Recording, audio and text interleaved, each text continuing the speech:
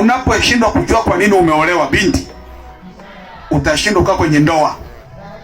Lakini ukijua kwa nini umeolewa, utakaa kwenye ndoa. Hata kama yakija mawimbi kiasi gani, utayatuliza, kwa sababu unajua kwa nini nimeolewa.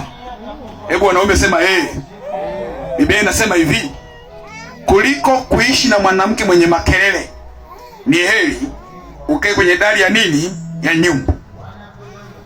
Mwanamke yeyote mwenye makelele ni mwanamke ambaye hajui kwa nini ameolewa. Mwanamke anayejua kwa nini ameolewa, anapoona mume wake amekuja juu, yeye atashuka chini.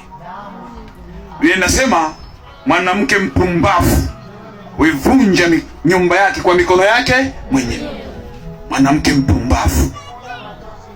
Kwa unaposhindwa kujua kwa nini umepata hiki, kwa nini uko mahali hapa, kwa nini uko na huyu, utashindwa kupata yale ambayo ulitakiwa uyapate ukiwa kwenye sehemu hiyo, ama ukiwa na mtu huyo. Ujiulize, wewe ambaye unataka kuabudu mahali hapa, twende tumtumikie Mungu, kwa nini unataka uambatane na mimi? Kwa sababu huyo Mungu unayemtafuta hujai kumwona kwa macho, ila wako watumishi wa Mungu ukiwemo na wewe umembeba Mungu ndani yako. Nikakwambia namna bora ya kumheshimu Mungu ni kuheshimu watu. Kiwango kikubwa cha kumheshimu Mungu ni kuheshimu watu.